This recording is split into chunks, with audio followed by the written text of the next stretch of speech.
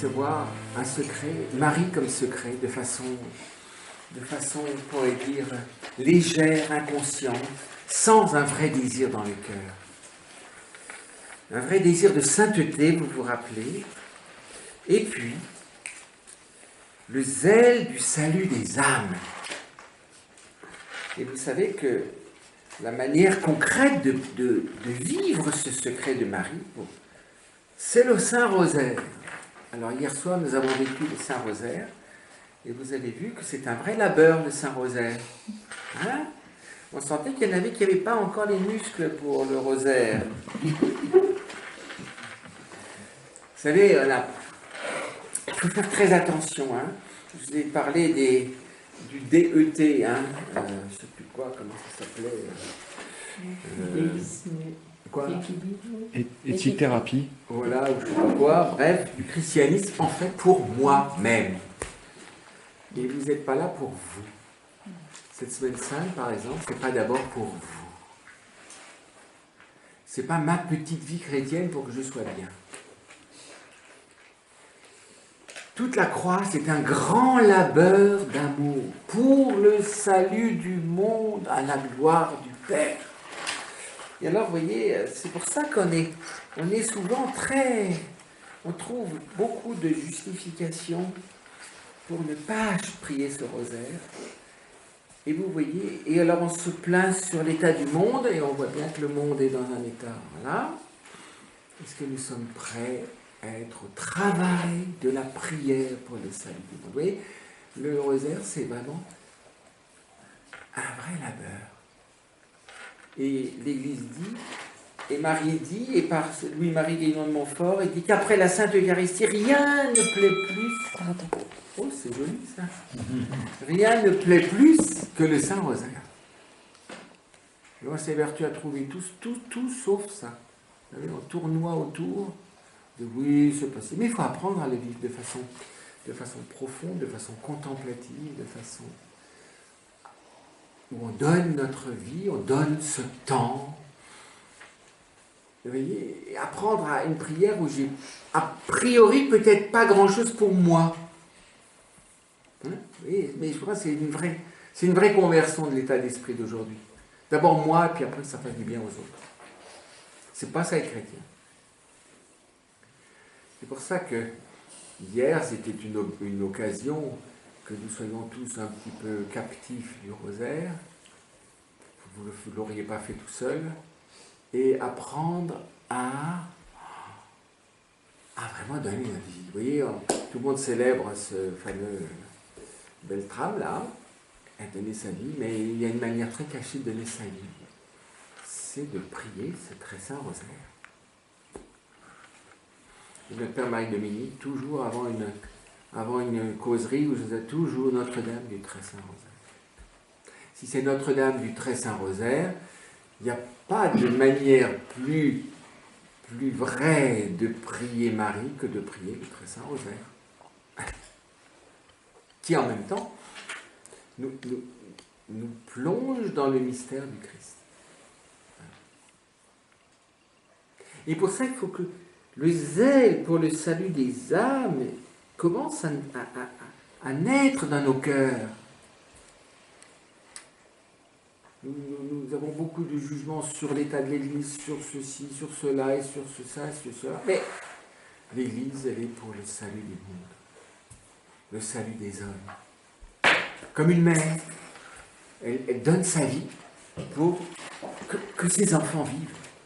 Et si ses enfants sont en péril, eh bien, elle est sans repos. Sans repos. Vous voyez? Il nous faut vraiment redécouvrir ça. L'individualisme, vous voyez ce qu'on lit dans le livre, enfin le livre, pendant le repas, exprime bien une société devenue complètement pervertie. Vous voyez, la perversion, c'est tourner vers soi-même d'abord. C'est perverti. Comme on vit la plupart des sacrements dans la liturgie, de façon pervertie. C'est pour nous. Alors que c'est d'abord la gloire de Dieu, source de miséricorde, et le bien des êtres. Donc le salut des êtres. Le baptême, ce n'est pas d'abord la fête de famille. C'est d'abord la nouvelle naissance d'un nouvel être pour lequel nous sommes là. Vous voyez? Etc. On peut regarder tous les sacrements. Donc c'est pour ça que je reprends, que vous ne le confierez qu'aux personnes qui le méritent par quoi? Leurs oraisons, la prière, et la prière radicalement. Vous voyez, quand on prie ensemble, on ne peut pas prier plus simplement et plus profondément que de prier le Saint-Rosaire. Ah, mais ça n'a pas le chatoiement des choses un peu charismatiques, diverses et variées, mais ça, le chatoiement de la grande vérité du mystère du Christ, par Marie. Je regrette, mais le chatoiement, ce sera pour le paradis, plus tard. Ici-bas, on est au boulot. Non, mais c'est vrai. Il faut qu'on se réveille. Et c'est d'abord dans la prière. Alors même si vous avez senti que c'était long, que c'était ceci, et que c'était ça, c'est bon, très bien. Hein? J'ai senti des ondes qui venaient. Oh, on est venu là se faire coincer pendant 1 heure et demie. Oh là là, ça là. Ah là là. Eh bien oui. Écoutez, c'est un secret ou c'est pas un secret, hein? Il y a des gens qui vont en loge et qui font des trucs et puis qui sont initiés pour faire ceci et qui font du saut à l'élastique pour pouvoir rester dans l'entreprise et tout ça. Et nous, il faut que ce soit dans les pantoufles. Non. Alors, voyez, par leurs oraisons, leurs aumônes, mortification, persécution et zèle du salut des âmes et détachement de soi-même.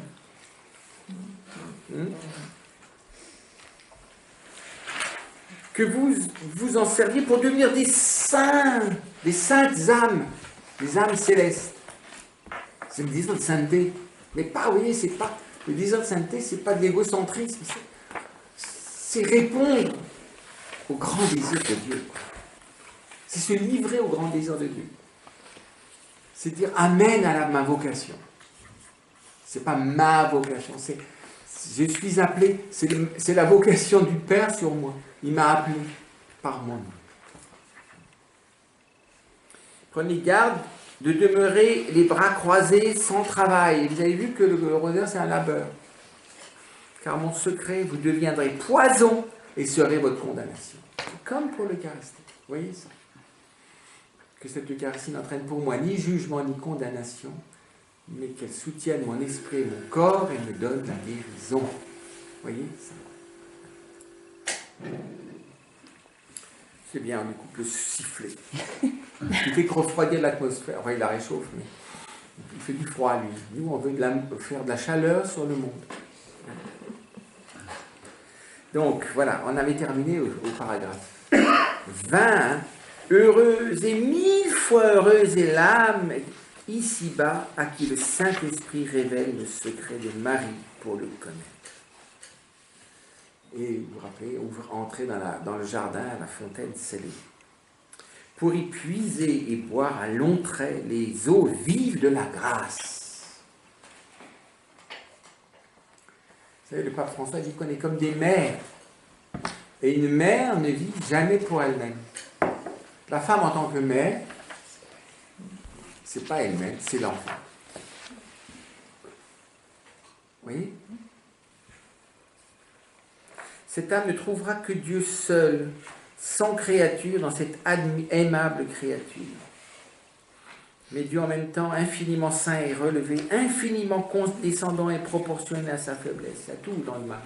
La transcendance de Dieu et sa condescendance et sa miséricorde.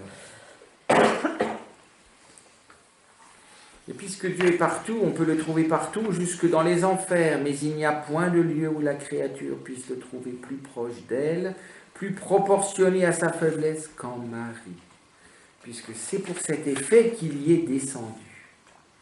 Partout ailleurs, il est le pain des forts et des anges, mais en Marie, il est le pain des enfants. Quand on est, comme on dirait, une âme mariale, c'est-à-dire quand on a reçu Marie, on est des enfants. Et c'est le pain des enfants de Dieu.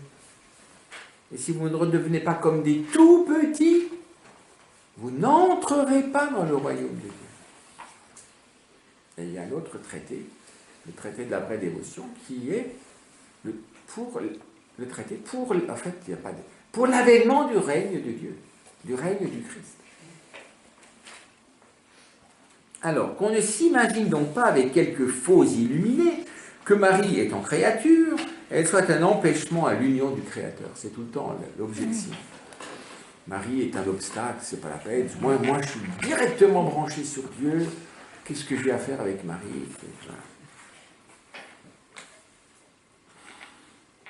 Ce n'est plus Marie qui vit, c'est Jésus-Christ seul. C'est Dieu seul qui vit en elle. Marie, c'est Jésus vivant.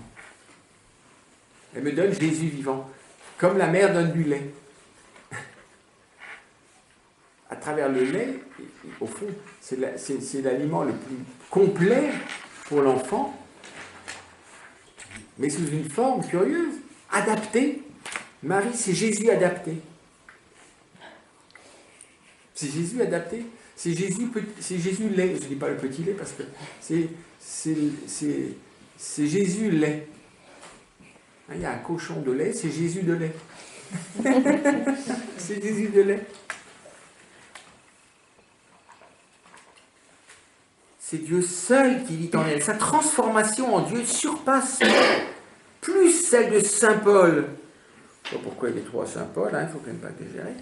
Et des autres saints, que le ciel ne surpasse la terre en élévation. Alors vous comprenez, sa transformation en Dieu surpasse plus celle de Saint Paul et des autres saints, que le ciel ne surpasse la terre en élévation.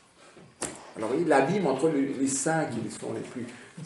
Saint Jean, Saint Paul et d'autres saints, et Marie, qu'entre le ciel et la terre. Si je regarde le caractère nutritionnel d'un saint par rapport à celui de Marie, de Jésus, il n'y a aucune comparaison. En Marie, c'est Jésus de lait, c'est tout Jésus. Dans le plus saint des saints, c'est pas grand-chose. Le laboratoire pourrait mettre 10% de Jésus. 10% de Jésus pour Saint François, par exemple. Tellement configuré à Jésus, pourtant.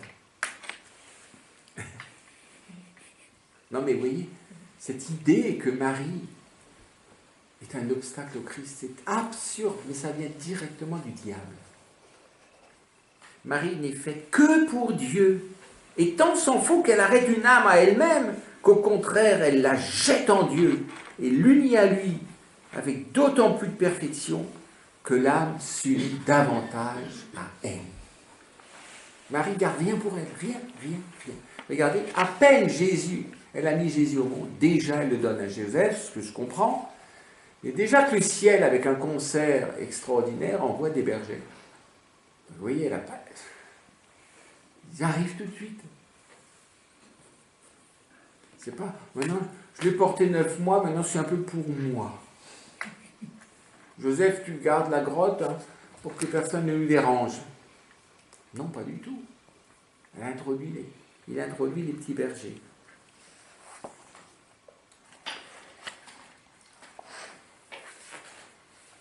Marie est l'écho admirable de Dieu, qui ne répond que Dieu lorsqu'on lui crie Marie, qui ne glorifie que Dieu lorsqu'avec Sainte Élisabeth on l'appelle bienheureuse. Si les faux illuminés qui ont été misérablement abusés par le démon jusque dans l'oraison avaient su trouver Marie, et par Marie Jésus, et par Jésus Dieu, il n'aurait pas fait de si terrible chute. La chute est spirituelle. Si on est vraiment à Marie, enfant de Marie, on ne peut plus vraiment tomber, parce qu'avec une maman, on ne peut pas tomber. Un embryon ou un fœtus qui veut être sans mère, je vous suis sûr qu'il va tomber. C'est ça. Si je prends une image. Quand on a une fois trouvé Marie, et par Marie Jésus, et par Jésus Dieu le Père, On a trouvé tout le reste, dit Saint Thésage.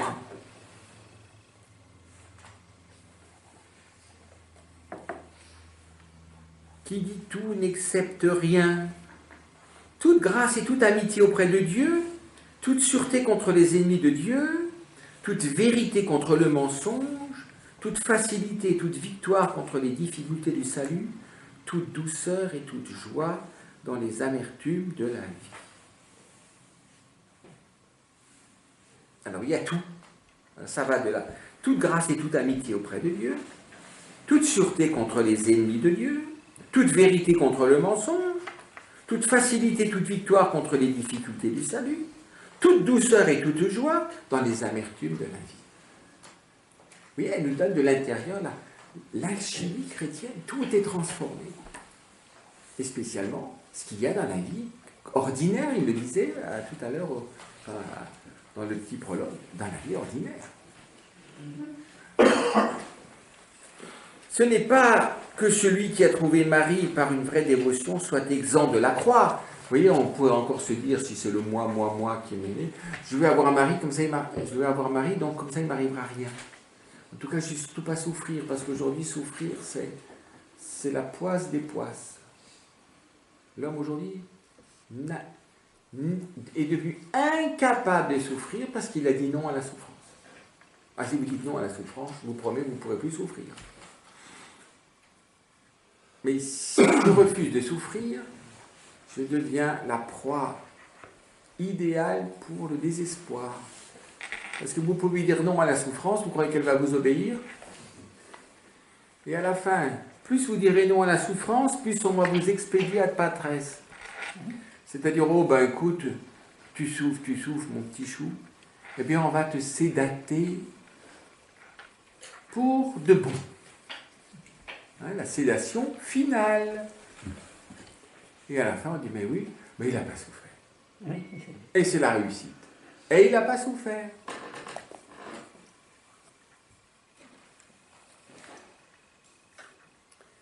Alors, ce n'est pas la raison pour laquelle recevoir Marie chez soi, pour être exempt de croix et de souffrance, tant s'en faut. Il en est plus assailli qu'aucun autre. Alors, vous n'en voudrez pas, hein? Parce que Marie, étant la mère des vivants, donne à tous ses enfants des morceaux de l'arbre de vie, qui est la croix de Jésus. Mais c'est qu'en leur taillant de bonnes croix, elle leur donne la grâce de les porter patiemment et même joyeusement. De sorte que les croix qu'elle donne à ceux qui lui appartiennent sont plutôt des confitures ou des croix confites que des croix amères. Ou, s'ils en sentent pour un temps l'amertume du calice, qu'il faut boire nécessairement pour être amis de Dieu, Jésus l'a dit à Jacques et Jean, la coupe que je vais boire, pouvez-vous y boire? Oui, nous y boirons. Ben vous la boirez. Quant à être à la droite et à ma gauche, c'est le secret du Père. Donc, il faut boire nécessairement pour être l'ami de Dieu. La consolation et la joie que cette bonne mère fait succéder à la tristesse les anime infiniment à porter des croix encore plus lourdes et plus amères. On va de croix en croix. Si vous ne voulez pas avoir de croix, n'allez pas vers Marie, mais vous aurez pas la croix, vous aurez le mal. La croix, c'est l'amour, je vous signale. La croix, c'est l'amour qu'étend son incarnation à travers la souffrance et tous les obstacles et tout ce que vous voulez. Et le combat spirituel. Si vous ne voulez pas souffrir, ben, vous allez aller là où l'autre veut vous y mettre, parce que vous ne faites que fuir la souffrance, et votre vie sera stérile. Et qu'est-ce qu'il arrive aux sarments qui ne portent pas de fruits? On les coupe et on les jette au feu. Vous voyez quel feu, hein?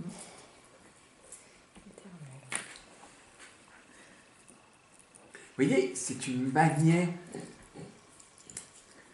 Il y a une manière bourgeoise, bohème, de vivre aujourd'hui.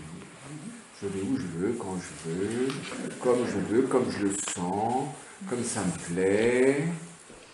avec ça, c'est que de la stérilité, l'homme pourri sur pied, et chacun vit pour lui, et chacun est livré à lui-même, et géré par les autres. Vous voyez ça? Mais c'est pas ça qu'on est appelé. Vous avez vu dans le petit livre, hein? C'est la refondation de petites communautés qui font du bien. Peu importe le résultat et combien de... Vivons. Vivons. Même si vous n'êtes pas président de la République. Donc, vivons. Et pas pour nous. Regardez Jésus. Il est né dans le monde pour qui? Pour nous. Et Marie, à peine elle a conscience de son mystère, qu'est-ce qu'elle fait? Elle s'offre à Dieu. Ma vie, c'est pour toi. Fais-en ce que tu veux. Mais c'est ça, aimer. C'est ça, connaître la vraie joie. Et Marie nous enfante à cette vie féconde. C'est une vie dense, c'est pas... c'est pas se mettre des pantoufles. La difficulté donc de savoir trouver véritablement la divine Marie pour trouver toute grâce abondante. Vous voyez, on voit bien, hein, pour lui, elle est vraiment médiatrice de toute grâce.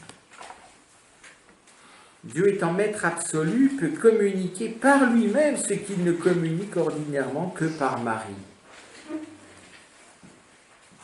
On ne peut nier sans témérité qu'il ne le fasse même quelquefois. Cependant, selon l'ordre que la divine sagesse a établi, il ne se communique ordinairement aux hommes que par Marie, dans l'ordre de la grâce, comme dit saint Thomas. On pourrait dire, c'est curieux, hein, on pourrait dire ce qu'il dit ici, c'est qu'ordinairement, Dieu ne communique toutes ses grâces que par Marie, même s'il peut le faire autrement, et de façon exceptionnelle. Nous, on aurait tendance à penser l'inverse. C'est qu'ordinairement, Dieu communique ses grâces directement, et puis dans certains cas, il les communique par Marie. Ben, il dit l'inverse. Ça veut dire que quelqu'un... Regardez saint Paul, vous croyez qu'il était très proche de Marie? Saul de Tarse? Certainement pas. Donc, exceptionnellement, saint Paul entre en collision avec le Christ ressuscité et glorifié. Mais vraiment, collision. Avec ou sans cheval, il est par terre. Après, je trouve que c'est extrêmement c'est très intéressant de voir comment, parce que saint Paul ne dit qu'une chose à ce sujet de Marie, il dit « né d'une femme ».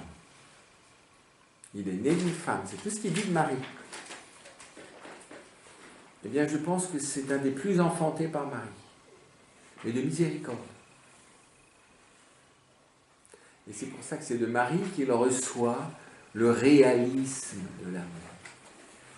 Parce que vous croyez que quelqu'un qui n'a pas de mère peut dire aux autres que je suis comme une mère pour vous?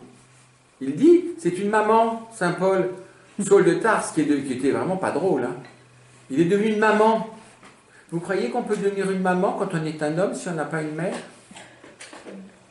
Eh bien, écoutez, moi je suis pour faire une thèse.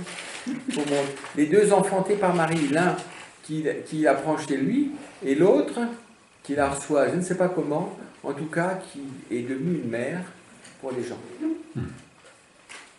Si vous arrivez à devenir une mère sans avoir eu de mère, vous l'expliquerez. Bien que il a connu le Christ certainement par la prière de Marie, mais sans connaître Marie. Donc, par un moyen exceptionnel, il a rencontré directement le Christ, mais il l'a tellement rencontré directement qu'il est un enfanté par excellence, au point qu'il devient lui-même une mère.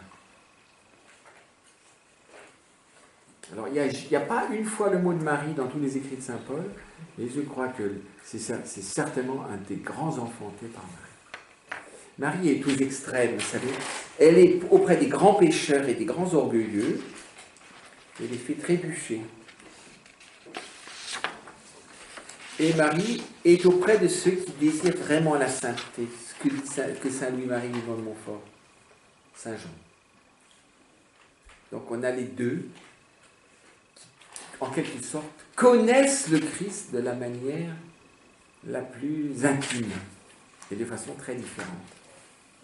Bien que je pense qu'il y a un ordre encore entre Saint Jean et Saint Paul, mais vous le direz.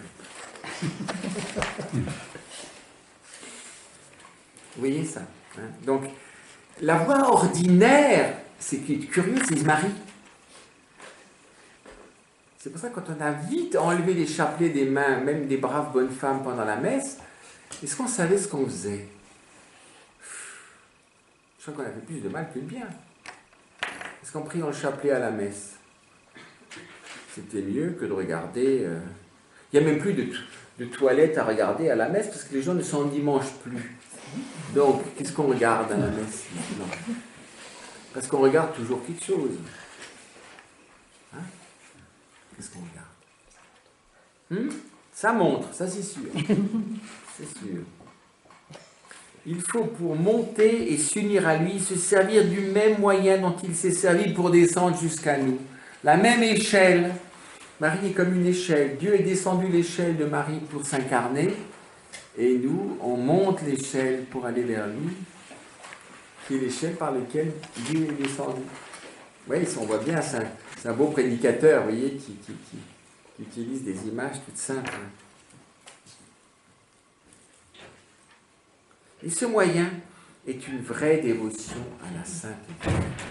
La vraie dévotion. Et ceci est l'objet d'un autre écrit, le traité de la vraie dévotion. Enfin, selon, c'est de là qu'est sorti le titre de l'autre petit opuscule. En quoi consiste la vraie dévotion de Marie? Il y a en effet plusieurs véritables, alors c'est au petit paragraphe 24, il y a en effet plusieurs véritables dévotions à la très Sainte Vierge. Je ne parle pas ici des fausses. C'est très mignon, je ne parle pas des fausses, je parle que des vraies.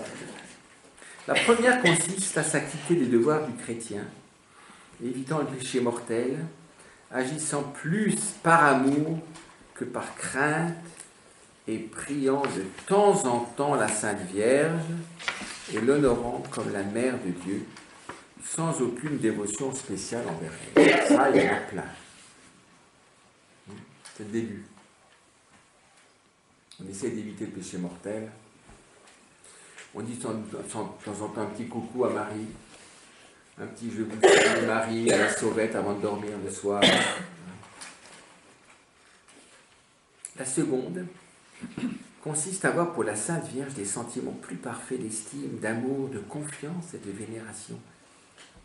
Elle porte à se mettre des confréries du Saint-Rosaire, du scapulaire, à réciter le chapelet et le Saint-Rosaire, à honorer ses images et ses autels, à publier ses louanges et s'enrôler dans ses congrégations. Et cette dévotion, excluant le péché, est bonne, sainte et louable, mais elle n'est pas si parfaite ni si capable de retirer les âmes des créatures et de les détacher d'elles-mêmes pour les unir à Jésus-Christ. La troisième dévotion à la Sainte Vierge, connue et pratiquée de très peu de personnes, est celle-ci que je vais découvrir. Et nous verrons ça.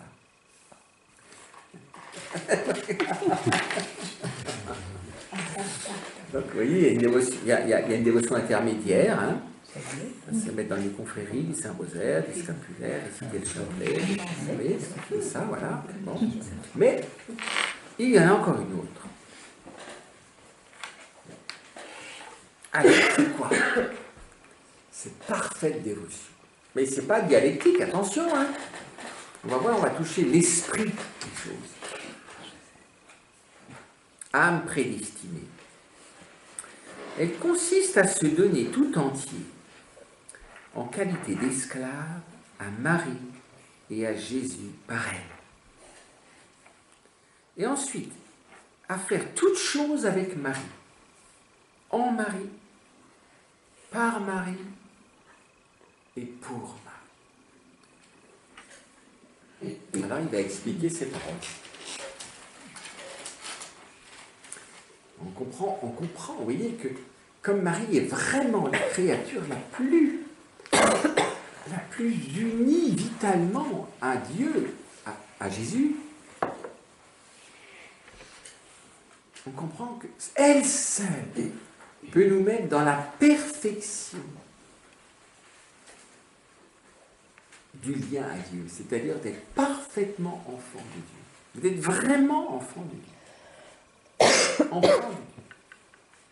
Et c'est pour cela que vous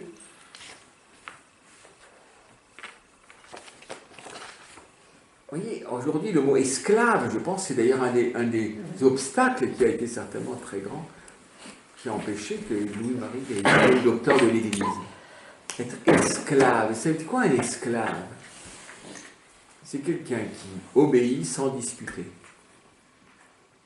Or, vous savez, une de nos plus grandes capacités aujourd'hui, c'est de discuter. Ah oui, mais ça, et ça, et ça, tout le temps, tout le temps. Autrefois, aux enfants, on disait de ne pas répondre. Je ne sais pas qui leur dit encore, mais alors, on a une capacité de répondre, de trouver des raisons, et de ceci, et de cela, de cogiter, de trier tout, et tout, et tout, et tout, et tout, et tout. Ah ben, écoutez, tant qu'on fait ça, on ne peut rien recevoir. Et donc, on tient tête, en fait. On relève la crête, et on est tout sauf esclave. Alors, vous voyez, l'esclave, on a supprimé l'esclavage. Mais c'est le saint esclavage. Je dis, si Dieu pouvait... Regardez, dès qu'ils sont sur le Tabor, Pierre est comme un esclave. Il est prêt à dresser 3 tentes pour Jésus. Dressons 3 tentes, vite, vite, vite, vite, vite, vite, vite. Nous regretterons un jour d'avoir pas été esclaves de Jésus, et pour être esclave de Jésus, esclave de Marie. Il n'y a que Marie qui soit librement, c'est un paradoxe, librement l'esclave. Comme un esclave, mais librement. C'est comme un esclave, c'est-à-dire, il fait tout ce comme il dit, il ne discute pas, il ne mesure pas, il ne juge rien, il fait... Mais librement, en fait. C'est un paradoxe. Un esclave libre.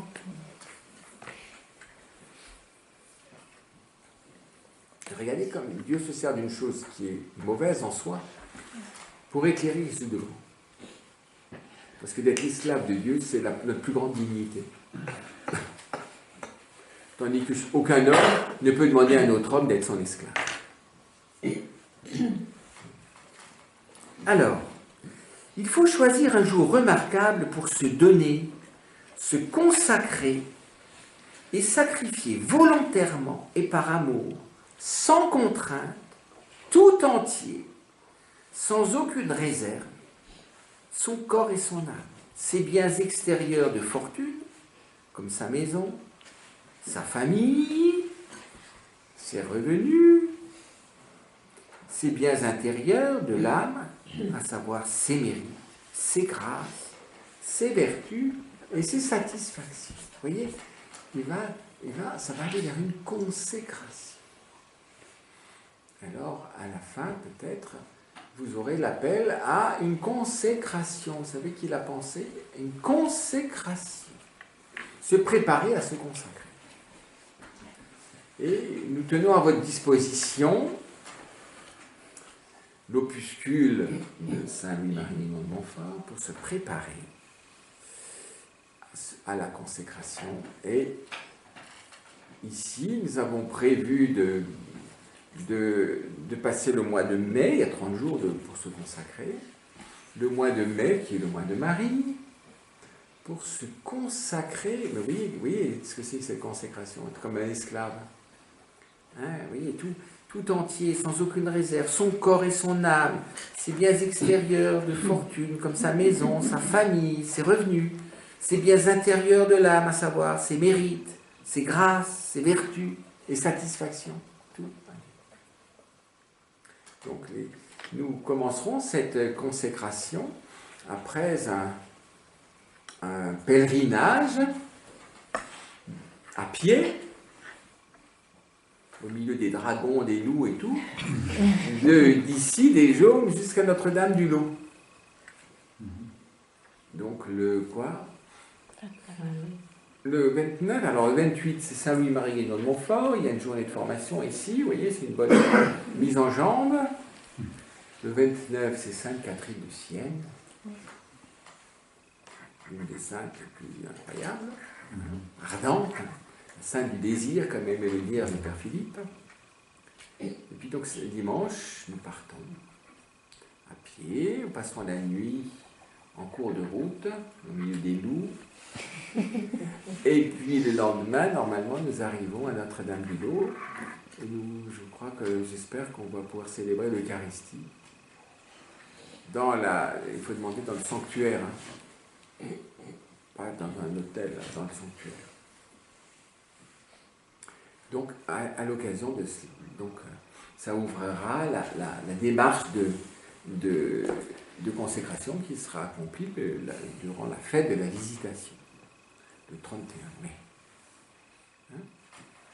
Donc, ceux qui sont intéressés peuvent s'adresser au bureau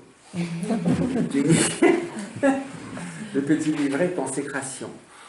Je crois qu'il coûte comment ça s'appelle, le produit le prix de revient, c'est quoi, 8 euros, 8 euros, un chiffre de résurrection. La maison ne fait aucun bénéfice là. Il faut remarquer ici qu'on fait sacrifice par cette dévotion à Jésus, par Marie, de tout ce qu'une âme a de plus cher et dont aucune religion n'exige le sacrifice. Religion, hein, c'est-à-dire aucune loi, aucun précepte n'exige le sacrifice. Comme on dit, sous peine de péché mortel, oui, aucune loi. Enfreindre la loi, c'est péché mortel. Donc aucune religion, hein, aucune loi. C'est de la surabondance. C'est surabondant. Ça vient, vous voyez, comme l'oblature, pour ceux qui ont fait l'oblature, ça vient d'une grâce de l'Esprit Saint qui me fait poser un acte libre, pas obligatoire, pas nécessaire au sens fort, mais nécessaire dans l'ordre de l'amour. Plus je découvre ton amour, plus je vois qu'il faut que je réponde amour pour amour. Oh, c'est pénible, maintenant il faut tout le temps que je t'aime, parce que tellement tu m'aimes. Mais maintenant, petit à petit, oh, tu m'aimes tellement que... au fond, vivre pour moi, c'est répondre à ton amour. C'est aimer en retour, c'est tout. Et au fond, c'est là que je suis heureux. Et voilà.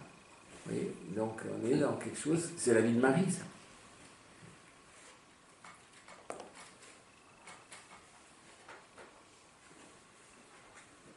Donc, dont aucune religion n'exige le sacrifice, qui est du droit qu'on a de disposer de soi-même, de la valeur de ses prières, de ses aumônes, de ses mortifications et satisfactions. J'ai le droit d'en être un peu propriétaire. Vous voyez, c'est le droit.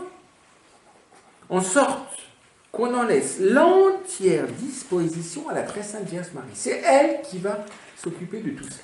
Elle va en faire ce qu'elle veut. Elle seule saura ce qu'il y a dans la tirelire, des mérites, et elle en fera le meilleur usage. Hein? Donc l'entière disposition à la très sainte Vierge pour appliquer selon sa volonté à la plus grande gloire de Dieu qu'elle seule connaît parfaitement. Alors vous voyez, c'était un peu la plus grande gloire de Dieu, c'est un peu la devise de Saint Ignace, et en même temps, Jean-Sébastien Bach, quand il composait quelque chose, à la seule gloire de Dieu. Là, c'est à la plus grande gloire de Dieu. Mais il y a quelque chose, vous voyez, c'est à la seule gloire de Dieu. On laisse en sa disposition toute la valeur satisfactoire et impétratoire. Hein, c'est joli, hein, impétratoire. Le mérite, la satisfaction, la justice, tout ça. Quoique sans aucun vœu, on n'est plus maître de tout le bien qu'on fait. Le bien que je fais, c'est le confier à Marie, et c'est elle qui va en faire le meilleur. Mais la très sainte Vierge peut l'appliquer tantôt à une âme du purgatoire, pour la soulager ou délivrer, tantôt à un pauvre pécheur pour le convertir. Et on ne vit plus pour soi. Si vous arrivez à être plus vif pour vous, par vous-même, chapeau. Si on veut ne plus vivre pour soi, il faut tout confier à Marie. Alors, Marie, c'est elle seule qui a la signature sur les comptes. Et vous n'avez même pas le code pour lire les comptes, pour savoir si ça monte, ça descend, ce que vous pouvez faire, si vous n'avez aucun carnet de chèques, même pas d'ordre de virement, rien. Alors vous dites, mais est-ce qu'elle fait bien ce qu'elle doit faire? Donc vous pouvez lui donner des leçons, hein, si vous voulez. Et vous voyez, voilà. Et c'est vraiment, c'est un petit enfant en fait, hein, mais dans une totale. Mais tout est mis en circulation. Et aujourd'hui, on veut que tout l'argent soit en circulation pour que l'économie ronfle. C'est pour ça que tous les biens immobiliers ne se rapportent rien. C'est pour ça que il faut que tout l'argent soit en circulation. Donc que vous finissiez par tout vendre. Donc finalement, tout votre argent est en circulation. Et le jour venu, vous serez pauvre comme Job et nu comme lui. Bah, ça c'est le but. Hein. Après, vous m'en direz. Bah, au Fonds monétaire international, quand vous demande, donne l'aumône pour vivre. Ben, c'est ça les hommes, vous voyez ce que je veux dire? Les hommes caricaturent Marie. Si vous donnez tout à Marie, tout, la moindre chose sera dans la circulation de la charité. Tout sera dans la circulation de la miséricorde. Tout est lu. Vous voyez, Dieu peut tout faire par lui-même, mais il aime tellement tout faire à travers nos vies. Et si je veux que ma vie serve le bien des hommes et la gloire de mon Père, je confie tout à Marie. Il n'y a pas un centime qui reste immobile. Mais le jeu économique d'aujourd'hui, c'est une caricature de cette économie de la miséricorde. On va tout vous prendre, écoutez, on va tout vous prendre. Vous ne savez pas gérer vos choses. D'ailleurs, si vous êtes payé, c'est parce qu'on vous a donné l'argent qu'on a fait, nous. Votre travail là-dedans, il ne compte plus beaucoup, vous voyez? Et puis, on va tout mettre en route, et donc, tout le monde en tirera le plus grand bénéfice. Vous avez vu le communisme qui est mort d'un côté et apparaît de l'autre côté. Hein? Et à la fin, vous dites, oui, mais c'est mon argent, ton argent, quoi donc? Mais non, c'est pour le bien commun. C'est pour le bien commun. C'est pour le bien de tous, d'ailleurs. Et puis, il le faut pour... Et si on ne le fait pas, ce sera très dangereux pour la sécurité. Avec ça, on ne peut déjà plus piper mot. Deuxièmement, il faut beaucoup de sous pour assainir l'atmosphère, pour refroidir l'atmosphère. Il y a trop d'amour partout dans le monde, donc il faut refroidir l'atmosphère. Il faut refroidir le climat. Je croyais que l'amour avait tiédi. Mais vous voyez comme tout est à l'envers. On lutte contre un réchauffement climatique alors que, pour le refroidir, alors que tout est glacial parce qu'il n'y a pas de charité. Non mais écoutez, vous voyez comme ça. Bon, je vous montre la caricature de l'économie mariale. Donc, l'homme prétend être mari. Donc, soit l'esclave du système qu'on met en place, de telle manière que les moindres choses rapportent et fassent du bien à tous. Peut-être à toi, si tu le mérites. Mais on m'a pris beaucoup. Ah non, mais c'était pour tous. Après, on va voir ce que tu mérites. Vous voyez, hein. Et après, si on vous donne un code, vous pourrez peut-être accéder à quelque chose. Mais tout est protégé par les codes. Ah. Et où est l'argent? Ben, il n'est nulle part. Il n'est nulle part. Il doit y avoir des lingots quelque part. Rien du tout. Non. Et c'est là-dessus qu'on est. Or, vous voyez comme c'est une caricature de cette économie de la miséricorde, où là, rien ne doit se perdre. Et si on veut que rien ne se perde, c'est Marie. Avec Marie, le plus grand bien se fait dans le monde. Tout le bien que le Christ a porté dans son cœur. Si on veut que tout le bien que le Christ a porté dans son cœur, qu'il a laissé ouvrir jusqu'à l'extrême, vraiment, vivifie le monde, il y a que Marie.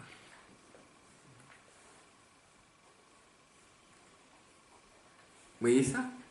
C'est l'économie de l'amour. C'est pour ça que de fonder des petites communautés d'amour, c'est ça une communauté chrétienne, une communauté fraternelle. C'est une incarnation de l'espérance. Et c'est au-delà de tout résultat. C'est pas un rapport de pouvoir, c'est vrai, c'est vivant, ça réchauffe. Enfin, c'est ennuyeux aussi si on réchauffe alors qu'il faut refroidir. Bon. On laisse à sa disposition toute la valeur satisfactoire, impétratoire des bonnes œuvres. Ainsi, après l'oblation qu'on en a faite, quoique sans aucun vœu, on n'est plus maître de tout le bien qu'on fait. On n'est plus le maître de tout le bien qu'on fait. Mais la très sainte Vierge peut l'appliquer tantôt à une âme du purgatoire, pour la soulager la limite, tantôt à un pauvre pécheur. C'est toujours des œuvres de miséricorde, regardez, pour les âmes du purgatoire ou pour les pécheurs à convertir. On met bien, par cette dévotion, ses mérites entre les mains de la Sainte Vierge. Mais c'est pour les garder, les augmenter. Regardez, c'est de la banque, c'est la meilleure banque.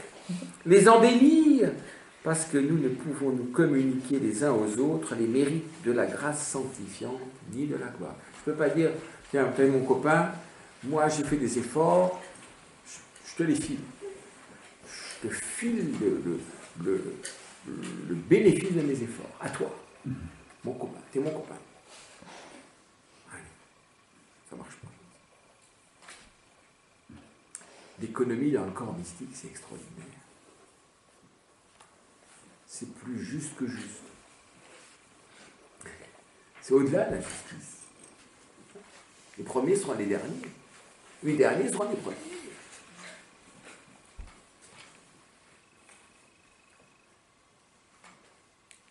Mais on lui donne toutes ses prières, SES, toutes ses prières, et bonnes œuvres, en tant qu'impétratoire et satisfactoire, pour les distribuer et appliquer à qui lui plaira. Et si, après s'être ainsi consacré à la Sainte Vierge, on désire soulager quelqu'un du purgatoire, sauver quelques pécheurs, soutenir quelqu'un de nos amis par nos prières, nos aumônes, nos mortifications, nos sacrifices, il faudra le lui demander humblement.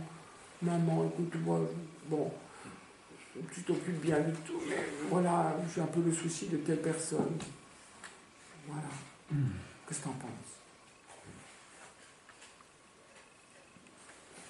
On lui demande humblement, et s'en tenir à ce qu'elle en déterminera, sans le connaître. On est d'une indiscrétion monumentale aujourd'hui. C'est ça la discrétion, accepter de ne pas le connaître. C'est ça la discrétion. C'est tout savoir. C'est le droit de tout savoir. Transparence. Mais ça, c'est l'inverse. Je ne veux pas savoir. Je te fais confiance, absolue confiance. Étant bien persuadé que la valeur de nos actions étant dispensée par la même main dont Dieu se sert pour nous dispenser ses grâces et ses dons, c'est-à-dire celle de Marie, ils ne peuvent manquer d'être appliqués à sa plus grande gloire. Est-ce que j'accepte de ne pas mettre mon nez dans ce que Marie fait? Vous savez, c'est la meilleure manière pour que l'Église soit ardente. Une Église qui n'est pas réformée, c'est une Église qui ne laisse pas sa place à Marie. Elle veut tout faire selon ce qu'elle pense. C'est-à-dire qu'elle n'est qu'un obstacle à Dieu, finalement. Ah oui, on est des obstacles à Dieu, nous. Avec Marie, je vous promets que pas du tout. On empêche tout le temps Dieu d'être Dieu. Tout le temps. Mais c'est impressionnant, Dieu laisse. Tu veux pas, tu veux pas. Tu voulais pas ça? Tu veux à tout prix ça? Tant que je veux à tout prix quelque chose, je prends quelque chose à Dieu. Et donc ça manque à l'économie de la miséricorde. Comme si moi, sur mon compte en banque, j'ai des sous, et que je dis que ça m'appartient, et que je n'accepte pas que ce soit donné pour combler la dette publique.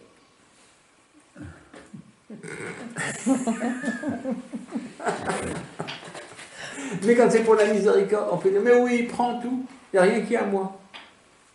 Mais regardez comme le monde fait une caricature de la miséricorde. Et si je m'élève Si j'élève le mot, je suis contre le bien commun, le bien social, pardon. Social. Vous savez, le démon singe toujours ce que fait Dieu. C'est une singerie, c'est une autre forme de communisme. Vous voyez, regardez, on en parle d'une et c'est un communisme.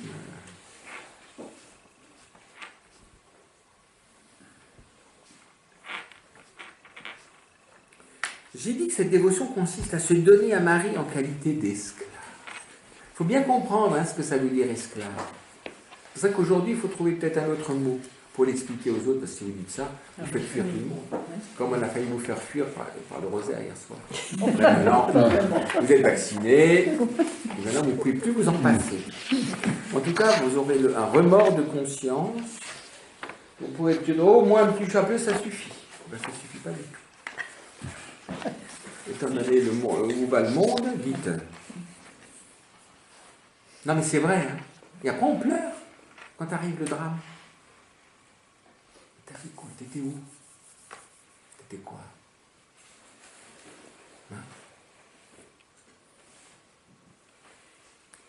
Alors, il y a 3 sortes d'esclavage. Oh là là là là! Vous comprenez pourquoi il n'est pas docteur de l'Église. 3 sortes d'esclavage. Le premier est l'esclavage de la nature. Vous voyez, les hommes bons et mauvais sont esclaves de Dieu en cette manière. En tant que, voilà, je suis une créature. Par ma nature, je suis une créature. Le second, c'est l'esclavage de contrainte. Ah! Les démons et les damnés sont les esclaves de Dieu de cette manière. Ah, ça vous intéresse.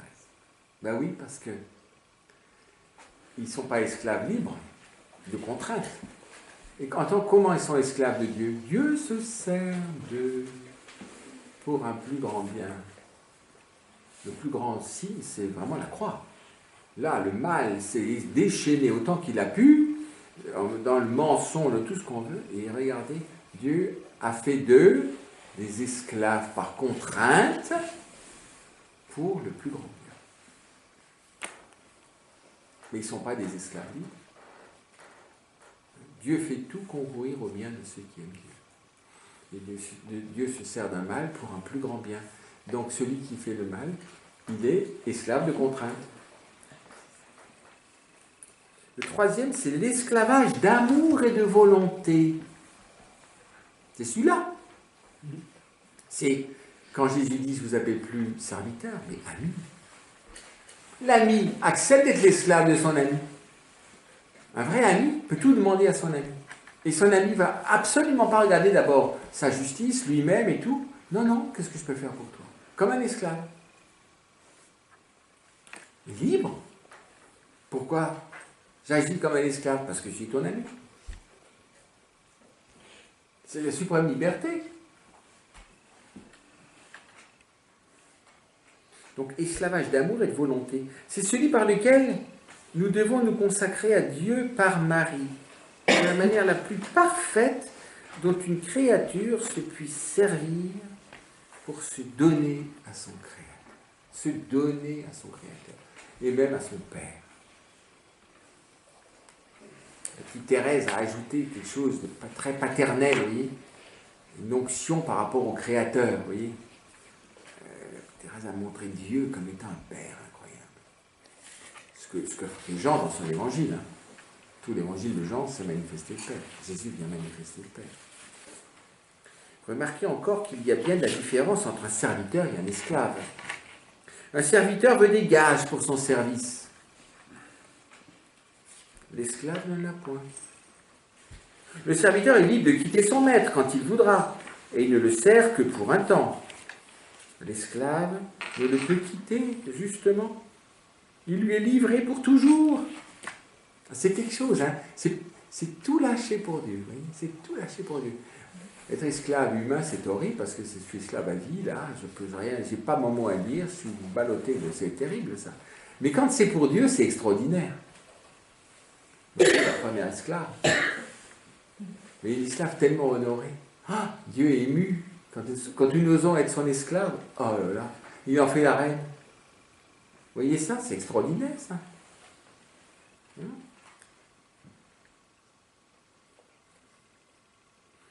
Le serviteur ne donne pas à son maître droit de vie et de mort sur sa personne. L'esclave se donne tout entier, en sorte que son maître pourrait le faire mourir sans qu'il en fût inquiété par la justice. C'est un droit de vie et de mort. Marie a donné ce droit de vie et de mort à Dieu, sur elle. C'est pour ça elle veut ce que le Père veut à la croix. C'est pour ça qu'elle est debout à la croix. Donc, tu peux me faire mourir. Elle a appris ça, à donner ce droit de vie et de mort. À quel moment, à votre avis? Comment? Au recouvrement. Au recouvrement, oui. Au recouvrement au temple. À ce moment-là, maintenant tu fais ce que tu veux. Vous ne comprenez rien à ce qu'il disait. Marie, cependant, gardait tous ces paroles et ces éléments dans son cœur. Donc là, elle donne droit de vie et de mort à Dieu et par Dieu à Jésus. C'est plus mon enfant, c'est mon enfant, et pourtant, moi je ne sais pas comment elle l'appelait après. Comment? Parce que le rapport s'est approfondi considérablement. Alors, comment l'appelait-elle? Elle a dû l'appeler mon petit au départ. Mon enfant, pourquoi nous as-tu fait cela? Enfin voilà. Je ne sais pas, elle n'aurait pas dit mon petit lapin quand même, mais bon. Mais là,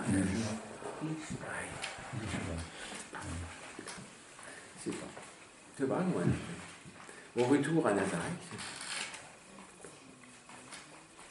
c'est la plus intime et d'une extrême transcendance. Maintenant, je suis ton esclave. Avant, c'est maman et l'enfant. Maintenant, c'est complètement inversé. L'esclave. L'esclave de celui qui son enfant, vous vous rendez compte?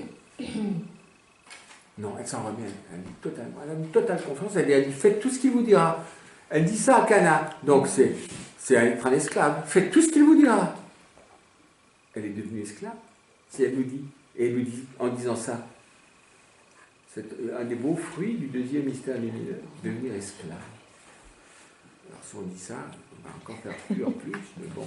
On aura même des institutions européennes sur le dos, à mon avis. Devenir esclave de Marie. Mais il faut comprendre, c'est ce saint esclavage.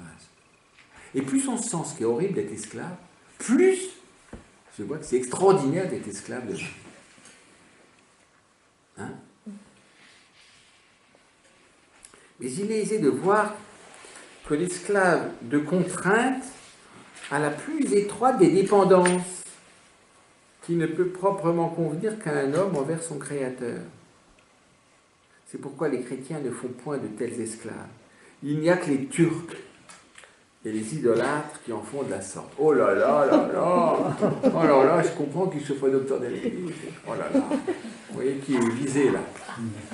Oui. Mais ils sont esclaves, malheureusement. C'est pour ça que quand je regarde un musulman, j'aspire à sa libération. Parce que c'est des esclaves de contrainte, tandis que le chrétien est esclave d'amour. C'est ce que dit Joseph Fadel. Il faut libérer le musulman de l'islam. Oui. J'ai lu quelque chose sur l'esclave. L'esclave est quelqu'un qui ne sait pas se gouverner lui-même. Oui, ça c'est l'esclave de nature. Voilà, donc le maître, parce que ça me fait penser à Marie.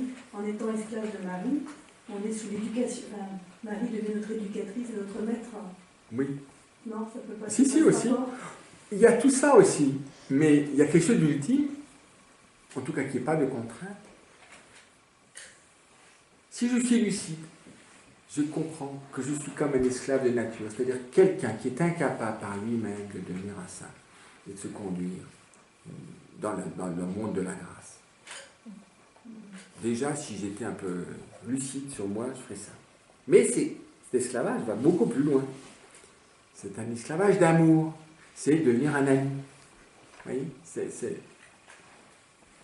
Tandis que l'esclavage de contrainte existe, dans un rapport au Créateur, mais où je vois que la toute-puissance du Créateur face au néant de la créature. C'est un peu ça l'islam, c'est une caricature de ça. Et donc, c'est pourquoi les chrétiens ne font pas de tels esclaves, il n'y a que les Turcs et les idolâtres qui en font de la sorte. Alors vous voyez, celui qui l'appelle idolâtre, c'est les musulmans qui, eux, nous appellent des idolâtres, puisqu'on soi-disant divinise Marie. Mais c'est pour ça qu'il faut regarder le musulman comme ça. Il doit être libéré, c'est un esclave de contrainte. Mais moi, je ne dois pas être n'importe quoi. Le problème du chrétien, c'est quand il n'est pas éveillé, il ne se rend pas compte de la gravité de l'amour, ça devient n'importe quoi. Aujourd'hui, le christianisme, c'est n'importe quoi. Si je regarde ce qui se passe dans la paroisse lambda, c'est n'importe quoi. C'est n'importe quoi, c'est rien du tout. C'est rien. Avant d'être tout rien du tout. C'est de la limace qui s'en va en fondant. Là, il n'y a plus rien, il n'y a plus qu'une flaque d'eau. Écoutez, c'est ça. Regardez.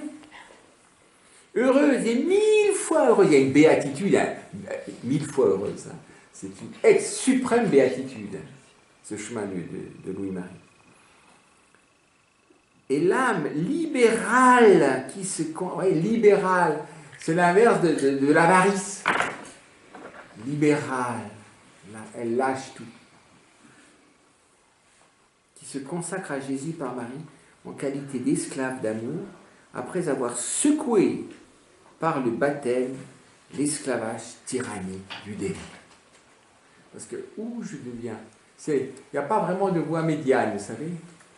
Où je suis l'esclave du démon, ou je suis esclave d'amour. Entre les deux, il y a vraiment des gens qui sont les 9,99999 dixièmes du temps esclaves du démon dans leur vie, et le dernier moment, 0,0001%, finalement, pas esclave de Dieu, mais bon, écoute, je laisse prendre. Bon, j'ai pas le choix, on va dire. Les gens disent, j'ai pas le choix. Oui, quand vous dites, j'ai pas le choix, il n'y a pas d'amour. J'ai pas le choix, c'est une fatalité. Bon, de toute façon, si tu veux, fais ce que tu veux. Je vais dire ça à la fin. Qu'est-ce que vous voulez que je dise ? Je suis en train de mourir, je ne peux même plus bouger le petit doigt. Je consens à dire à Dieu, fais ce que tu veux. Eh bien, figurez-vous qu'il reçoit ça.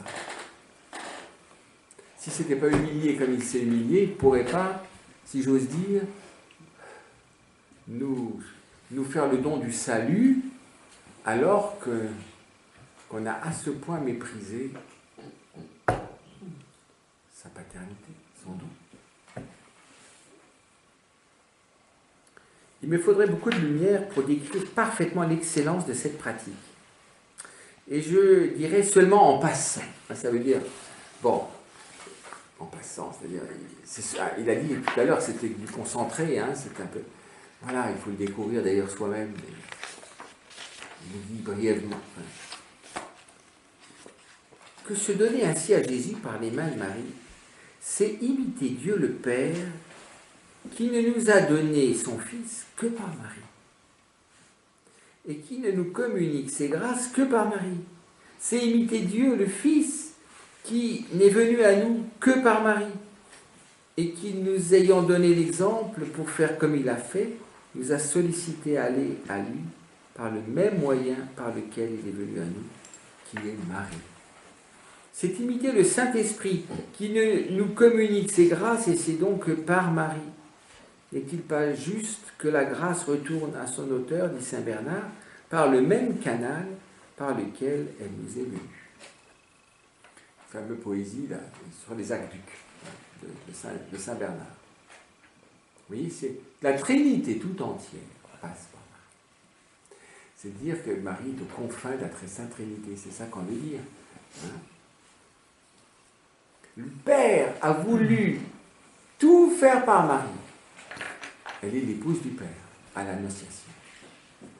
Le Fils a tout voulu faire par Marie. Voici ta mère. Et l'Esprit Saint, il a voulu se donner par Marie. C'est la présence de Marie au Cénacle pour la toute petite Église, pour enfanter la petite Église embryonnaire à recevoir Marie.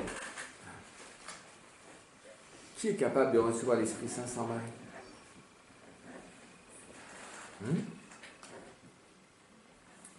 Vous comprenez pourquoi le démon veut saboter la maternité, parce que je ne connaisse plus ce que c'est.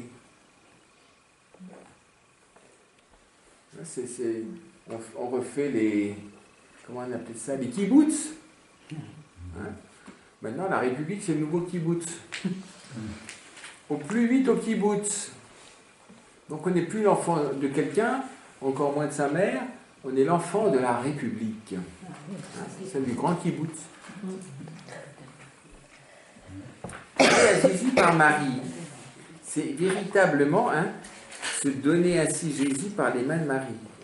C'est donner ainsi à Jésus par les mains de Marie. Maintenant, aller à Jésus par Marie, c'est véritablement honorer Jésus-Christ parce que c'est marqué que nous ne sommes pas dignes d'approcher de sa sainteté infinie directement par nous-mêmes. Alors ça, je crois que nos contemporains n'arrivent pas bien à comprendre ça. On s'approche du tabernacle comme de... comment est-ce qu'on peut dire? Du parc-mètre, vous voyez? Parce que ça ressemble des fois à des parcs-mètres, donc on met le ticket, voilà, ça marche. Ben, écoutez, vous avez vu comment on fait?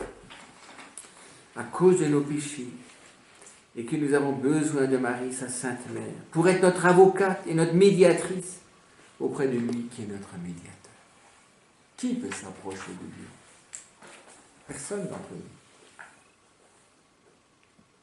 C'est en même temps s'approcher de lui comme de notre médiateur et notre frère, et nous humilier devant lui comme devant notre Dieu et notre juge. En un mot, c'est pratiquer l'humilité qui ravit toujours le cœur de Dieu.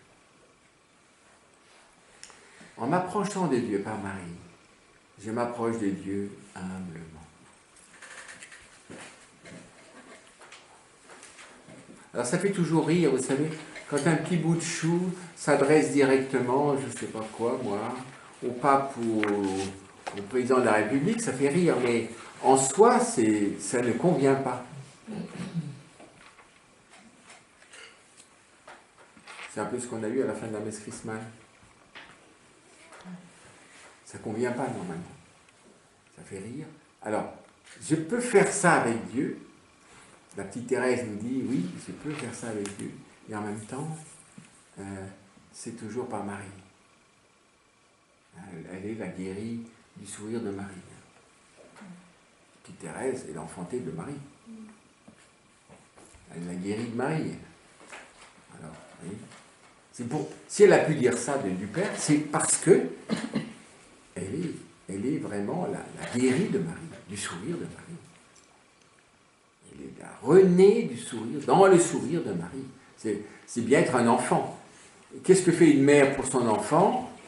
Elle lui sourit. Quand le sourire de Marie qui guérit Thérèse, ça veut dire que Marie est mère de la petite Thérèse, qui en même temps est orpheline de mère, naturelle. Alors elle a eu des sœurs qui ont fait office de mère, mais Dieu les a enlevées, puisqu'elles sont parties au Carmel. Et, donc, sourire de Marie, c'est la sourire de la maman. Donc Marie est sa mère. Elle est guérie par le sourire de Marie. Donc elle est guérie en recevant Marie comme sa mère. Je crois que c'est ça profondément que ça veut dire. C'est pour ça qu'elle a pu avoir une telle simplicité avec Dieu, parce qu'elle est l'enfant de Marie. Alors c'est curieux, je peux être au plus simple avec Dieu, parce que justement, je suis enfanté par Marie. Tandis qu'aujourd'hui, on voudrait, de droit, être simple avec Dieu. Donc je lui parle comme je parle. Tu fais ça, tu fais pas ça, tu fais quoi? Et avec ça, on est monstrueux. Mais parce qu'on s'arroge le droit. Vous savez, c'est ce que fait toujours le démon. T'as bien le droit.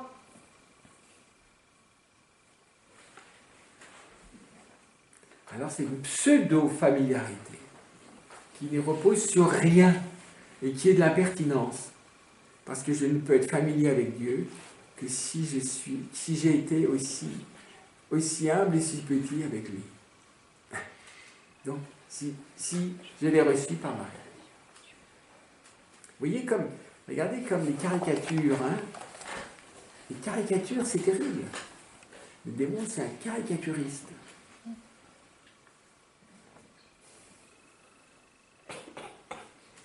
Consacrer ainsi à Jésus par Marie, c'est mettre entre les mains de Marie nos bonnes actions qui, quoiqu'elles paraissent bonnes, sont très souvent souillées et indignes des regards et de l'acceptation de Dieu devant qui les étoiles ne sont pas pures.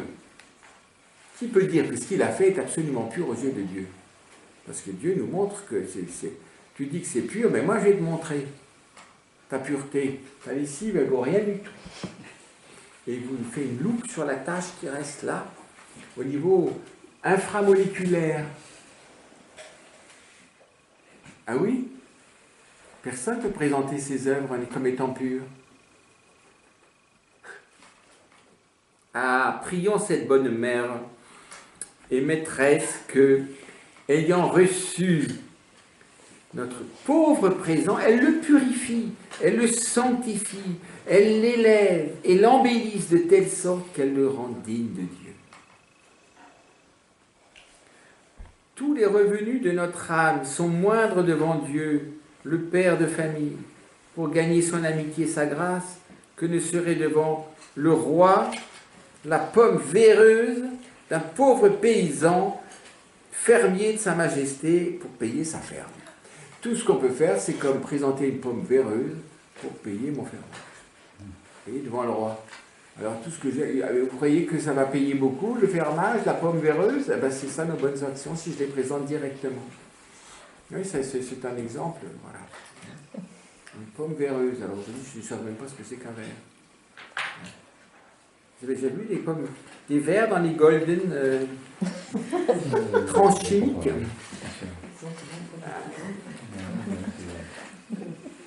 Non, mais c'est extraordinaire, vous savez, c'est joli, hein.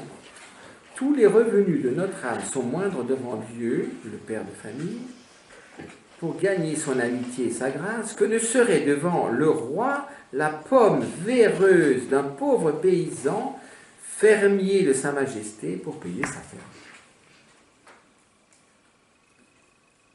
Que ferait le pauvre homme s'il avait de l'esprit et s'il était bienvenu auprès de la reine?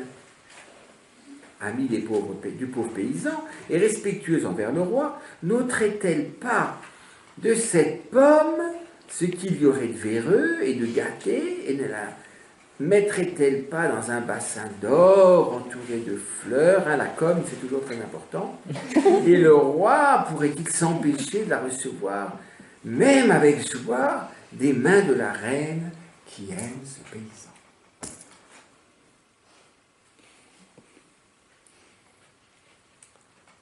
Si vous voulez offrir quelque chose à Dieu, dit saint Bernard, mettez-le dans les mains de Marie. À moins que vous ne vouliez être rebuté, c'est-à-dire refusé. Mais ça avait le sens, vous savez. Aujourd'hui, on est devenu très grossier. Je vous le dis. Parce que l'individualisme, on est hypersensible pour soi et très grossier pour les autres. C'est pour ça que le monde est si pénible. Vous comprenez ça? Tous, chacun de nous. On devient hypersensible, susceptible et tout ce qu'on veut, et hyper grossier.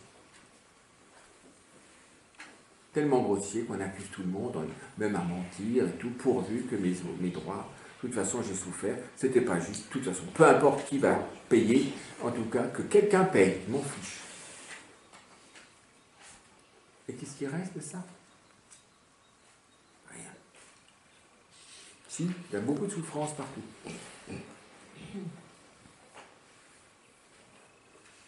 Bon Dieu, que tout ce que nous faisons est peu de choses, Mais mettons-le dans les mains de Marie par cette dévotion. Comme nous nous serons donnés tout à fait à elle, autant qu'on peut se donner en nous déployant en son honneur, elle nous sera infiniment plus libérale. Elle nous donnera pour un œuf, un bœuf. C'est joli ça quand même, non? Pour un œuf, un bœuf. On va dire ça après Jean Daniel. Vous avez vu, on va avoir un poulailler ambulant. Un tricycle. Donc ce sera une tondeuse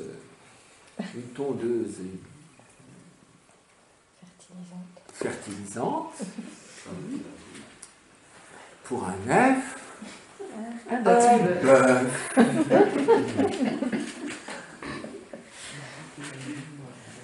Alors oui, on est on pourrait faire une association pour un œuf, un bœuf. Elle se communiquera toute à nous avec ses mérites et ses vertus. Elle mettra nos présents dans le plat d'or de sa charité. Elle nous revêtira comme Rebecca fit Jacob des beaux habits de son fils aîné Jésus-Christ, c'est-à-dire de ses mérites qu'elle a en sa disposition. Et ainsi, comme ses domestiques et ses esclaves, après nous être dépouillés de tout pour l'honorer, nous aurons double vêtements, ornements, parfums, mérite et vertu de Jésus et Marie dans l'âme d'un esclave de Jésus et Marie, dépouillé de soi-même et fidèle en son dépouillement. Ça veut dire qu'il ne faut pas reprendre 3 minutes après ce qu'on a donné. Se donner ainsi à la Vierge Marie, c'est exercer dans le plus haut point qu'on peut la charité envers le prochain. Puisque se faire volontairement son captif, c'est lui donner ce qu'on a de plus cher, afin qu'elle en puisse disposer à sa volonté en faveur des vivants et des morts. C'est la charité.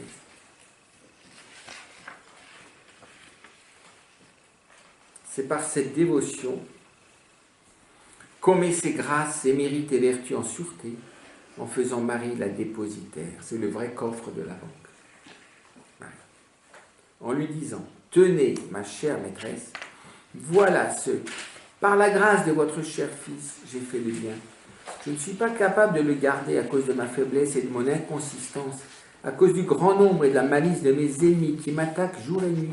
Hélas, si l'on voit tous les jours le cèdre du Liban tomber dans la boue et des aigles s'élevant jusqu'au soleil devenir des oiseaux de nuit, 1000 justes de même tombent à ma gauche et 10 000 à ma droite, mais ma puissante et très puissante princesse, gardez tout mon bien, de peur qu'on ne me le vole. Tenez-moi, de peur que je ne tombe. Je vous confie en dépôt, la caisse des consignations des dépôts, tout ce que j'ai, depositum custodi, scio qui credidi. Je sais bien qui vous êtes, c'est pourquoi je me confie tout à vous. Vous êtes fidèle à Dieu et aux hommes, et vous ne permettez pas que rien périsse de ce que je vous confie. Vous êtes puissant. Rien ne peut vous nuire ni ravir ce que vous avez entre les mains. Et voilà, il dit ce que dit Saint Bernard. Je passe, ce sont les paroles de Saint Bernard qui expriment en substance tout ce que je viens de dire. Quand il n'y aurait que ce seul motif pour m'exciter à cette dévotion, au moins un bon coffre-fort, comme étant le moyen de me conserver, augmenter même dans la grâce de Dieu, je ne devrais respirer que feu et flamme pour elle.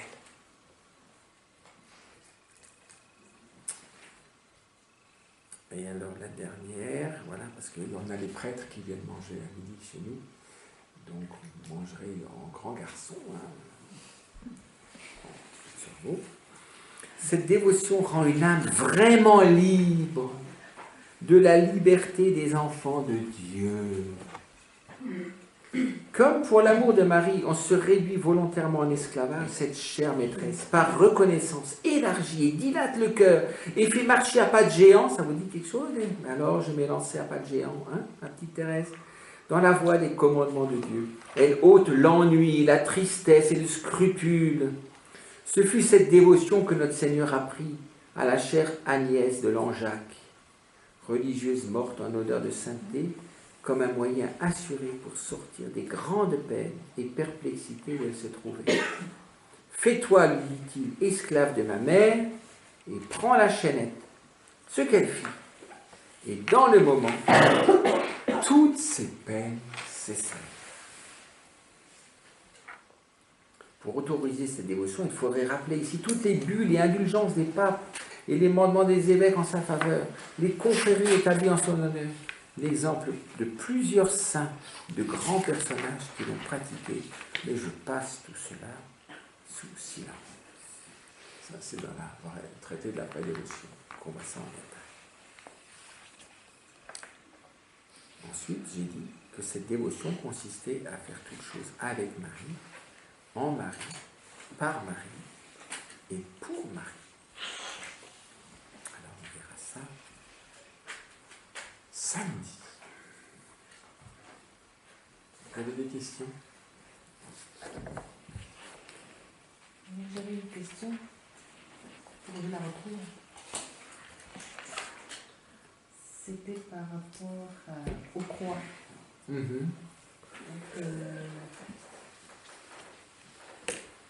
ce n'est pas que celui qui a trouvé Marie soit exempt de croix. Oui. Il en est plus assailli qu'aucun autre. Voilà. Vous disiez que Marie nous donnait des croix. Oui, il dit aussi ça. Oui. Et du coup, moi, ma question, c'est, bon, ça revient toujours à mon questionnement autour de la souffrance. Est-ce que cela veut dire que Marie nous donne des souffrances, mais ce n'est pas les souffrances comme on voit, le malheur forcément, mais une souffrance qui va induire à une renaissance, je ne sais pas comment traduire ça. Mais oui, parce que tout le mal du monde, qui va le rapporter à la croix du Christ, afin que ce mal contribue au salut du monde? C'est pour ça que quand elle voit une âme ardente, elle va diriger le mal vers cette âme, afin que cette âme transforme ce mal en amour. Ailleurs, ça ne brûle pas. Donc, le mal reste intact. Le monde étoufferait sous le mal s'il n'y avait pas finalement des âmes généreuses. C'est pour ça qu'à la fois, elle nous donne l'honneur d'être associée à l'agneau, et en plus, elle nous confie le grand travail de la métamorphose, de la souffrance en la charité que réalise la croix. C'est pour ça que dans ce sens, il nous associe à la croix. C'est un honneur, en fait. C'est une confiance. C'est une responsabilité.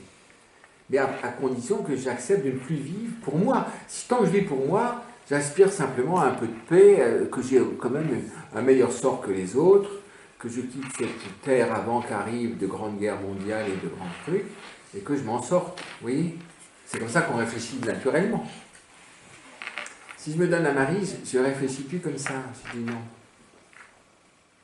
Comme toi, tu t'es livré, mais alors, de façon première, afin que vraiment l'humanité nouvelle puisse naître, alors je te laisse, c'est ça sa royauté, le couronnement de Marie. Je te laisse gérer, si j'ose dire, diriger tout le mal vers les âmes généreuses, afin que de ce mal puisse surgir un plus grand bien, afin que le plus grand nombre soit sauvé. Ce qui m'ennuie un peu, c'est pas que ça m'ennuie, c'est mon interrogation, c'est que c'est souvent après lecture qu'on peut voir ce qui se passe, parce que quelquefois il arrive que le chrétien consacré à Marie soit tellement entraîné par sa croix, voire jusqu'à la lie, et se sentir seul. Ça fait partie de la croix, ça. Ben justement, ben comment faire pour se relever? Il y en a qui tombent dans les dépressions. Mais la dépression peut faire partie de la croix. Et on peut se perdre. Ah, tout le temps on peut se perdre. Sauf si on est dans les mains de Marie. Vous savez, des gens, je pensais, je sais pas, le père Bessières ou des gens comme ça, qui ont vécu une terrible dépression. Et pendant un temps, ça peut faire partie des croix. C'est nous qui mettons un diagnostic dessus, mais ça dépend, vous pouvez l'appeler comme vous voulez. Je suis comme anéanti. Comme anéanti. Mais pourtant pas anéanti, mais comme anéanti. Vous comprenez? L'amour mobilise. Il convoque. Il mendie. Qui enverrai-je? Qui viendra avec moi? Le Christ dit ça. Qui vient avec moi? C'est qui ça? C'est Philippe, je ne sais plus qui. Allons mourir avec lui. Il dit ça quand ils vont aller vers Lazare. Allons, il ne sait pas trop ce qu'il dit, mais ce qu'il dit est vrai. Allons mourir avec lui. Mais ce n'est pas des kamikazes, ni des trucs comme ça. Ça, c'est la caricature démoniaque. Tout le temps, il fait des caricatures. Tout le temps, il singe tout. Ah oui, je souligne quelque chose de très important. Alors, si je veux vivre ma petite vie tranquille, si je lis ça, ben, il a dit de toute façon, ce secret ne correspond pas à vous, alors vous n'êtes pas fait pour ce secret. Tant que tu veux vivre pour toi, viens pas à ce secret, parce que si tu veux passer tes journées entières dans le parc public ou à Disneyland, tu seras déçu. Non, il vaut mieux, non.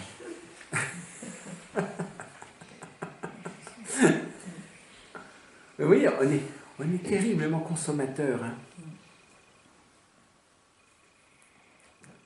Oui, pour soi, c'est terrible. Hein.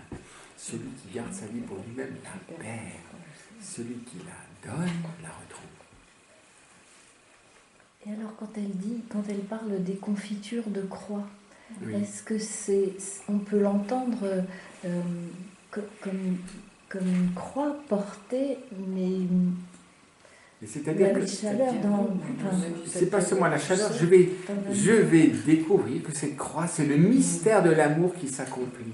C'est pour ça que c'est doux comme de l'amour. Donc, c'est comme si je mangeais de la confiture. Mais c'est parce qu'il s'agit d'amour. Il ne s'agit pas d'abord de souffrance. Donc, c'est des croix, des confitures de croix ou des croix en sucre.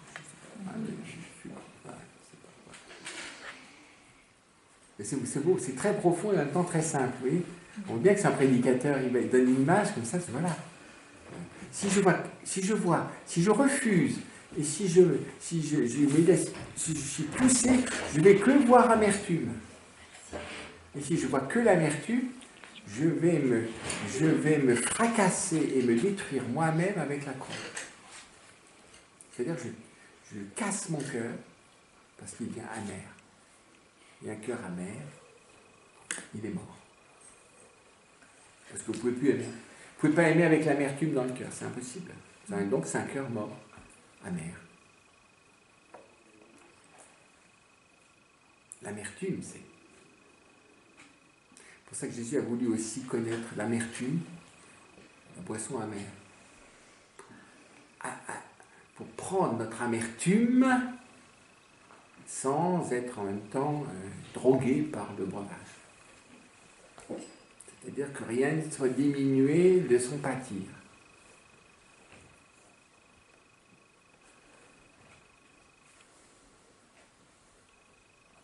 Hein? Bon. Donc je pense qu'alors, nous aurons l'office donc avec les prêtres à 12h15. Et puis ensuite nous prenons le repas avec eux. Et vous, ensemble, et vous priez le rosaire pendant ce temps.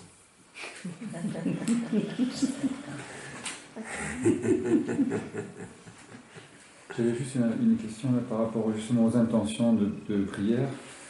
Quand on dit le chapelet, avant de dire un rosaire entier, quand on dit un chapelet, Pourquoi avant? Non, je veux dire, avant que je puisse dire un rosaire complet. Vous l'avez dit hier. C'est déjà commencé. Oui, tout à fait. Mais ce que je veux dire, est-ce qu'il faut qu'on donne nos intentions de prière avant qu'on dise le chapelet, Ou alors on donne tout ce chapelet, on le donne à Marie. Oui, alors, l'un et l'autre. D'abord, tout ce chapelet, c'est pour toi. C'est toi, tu occupes tout. Vraiment, tu m'en feras le meilleur. Voilà humblement mes désirs particuliers. Voilà, c'est ça qu'il a dit en fait. Voilà, vraiment je te confie, tu feras pour le mieux avec ça. Voilà. Mais sache que j'ai ça dans le cœur, j'ai ça un tel. Mais bon, enfin, comme tu feras sera le mieux. Vous voyez, c'est comme ça. Mais pensez grand, hein, Alain, pensez grand, pensez rosaire. Hein?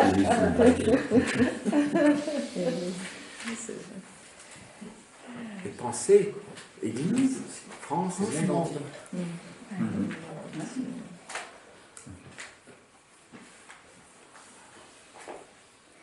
Je voudrais vous demander, il y a une expression qui est difficile à saisir dans le psaume 136, il n'y a pas longtemps qu'on l'a eu, par rapport à la lutte contre Babylone, je suis sûre du début. Heureux ceux qui prendront tes petits et qui les jetteront. Ils briseront contre le roc. Et alors, on dit bien que Jésus a dit les psaumes, Marie aussi. Comment est-ce qu'ils peuvent avoir dit telle expression? Eh bien, moi je vais vous dire, écraser toute fausse fécondité au mal.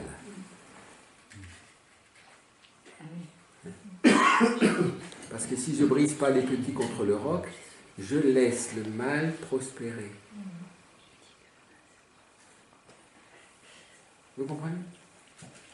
Oui. Vous savez, rien n'est plus contagieux que le mal. Oui. C'est une fausse fécondité. C'est les petits de la Babylone. Ah oui. Ah oui, d'accord. C'est pas du tout... je me sers de ça pour... vous voyez, parce que très souvent, nous ne brisons... C'est comme quand Israël est entré dans la terre promise, il a dit, tu détruis tout ce que tu vois sur ton chemin. Tu ne gardes rien. Qu'est-ce qu'ils font? Non, ils gardent. Eh bien, tu as voulu garder ce qui venait des païens. Eh bien, tu seras tourmenté par ce que tu as laissé subsister. Et donc, on verra bien qu'Israël aura été torturé tout le temps par des germes du paganisme, les germes de l'idolâtrie qui sont là. C'est ça, briser les petits contre le roc, c'est de n'accepter aucun bienfait de l'idolâtrie. C'est ça, la Babylone, c'est l'idolâtrie. Ça va? Oui. Et c'est aussi ne consentir à aucun compromis sur un certain bienfait qui viendrait d'un acte mauvais, de notre part par exemple. Ben oui, brise les petits contre le roc. Non, rien de ça. Parce que sinon, la fin justifie les moyens. Mais ouais, c'est comme ça qu'il faut... Oui. Ça va? C'est vrai, c'est entre parenthèses dans la plupart des psautiers. Et donc c'est trop non, c'est un peu djihadiste, donc mais c'est important, parce que nous favorisons sans le savoir la prolifération du mal, en étant complices. C'est l'église il y a l'église de Pergame et de Thyatire dans l'Apocalypse. Tu tolères chez toi des trucs de Jézabel, c'est ça.